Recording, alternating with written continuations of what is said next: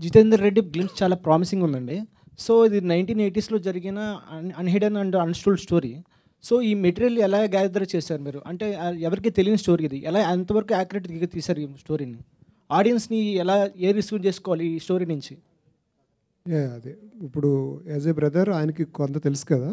So, ఆయన ఈ story జరిగినప్పుడు ఆయన కూడా మొత్తం అంటే ఒక పర్సన్ కూడా బ్రదర్ అయినా కూడా డే అండ్ నైట్స్ ఉంటారు కదండీ! ఆయనకు కొన్ని విషయాలు తెలుసు. వాళ్ళ జితేందర్ రెడ్డి గారి సిస్టర్‌కి కొన్ని విషయాలు తెలుసు. వాళ్ళ మదర్‌కి కొన్ని విషయాలు తెలుసు. తర్వాత ఫ్రెండ్స్‌కి కొన్ని విషయాలు తెలుసు. మోస్ట్‌లీ ఎక్కువ ఫ్రెండ్స్‌కి తెలుస్తాయి కదా! ఆ ఫ్రెండ్స్ కూడా రకరకాల ప్లేసుల్లో ఉన్నారు. చాలామంది చనిపోయారు. సో, వాళ్ళందరినీ కలిసి కనుక్కోవటం. సో, అందరిని ఒక 1 వీక్ వెళ్ళామాట. ఆ చుట్టుపక్కల ఊళ్ళో వాళ్ళ ఫ్రెండ్స్ అందరిని వెళ్ళి వాళ్ళందరినీ కలిసి ఆ డేటా తీసుకున్నమాట. సో, దాని నుంచి ఫైనల్‌గా ఇందులో మనం ఏదేది మనకి కథలో యాడ్ అవుతుంది అనే దాంట్లో అలా వర్క్ చేసుకొని చేసామాట. 'జితేందర్ రెడ్డి' గారు ఇక్కడ మీరు స్టూడెంట్ లీడర్ అని చెప్పారు. ఆ! సో, కానీ ఇక్కడ గ్లిమ్స్‌లో చూస్తే ఒక సీన్ దగ్గర నక్సలైట్స్ చూపించారు. నక్సలైట్ సీన్స్ చూపించారు.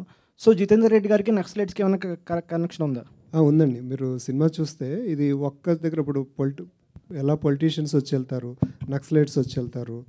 ఈ స్టార్టింగ్‌లో కాలేజ్ ఎపిసోడ్ ఒకటుంటుంది. ఇలా త్రూఅవుట్ ఆయన లైఫ్ స్టోరీ అంతా ఉంటుంది కదా! So, on the pages wise అందరూ వచ్చెళ్తుంటారన్నమాట. మనం కనెక్ట్ అయ్యేది మాత్రం ఈయన సింగిల్ గోల్ ఉంటుంది ఓవరాల్‌గా.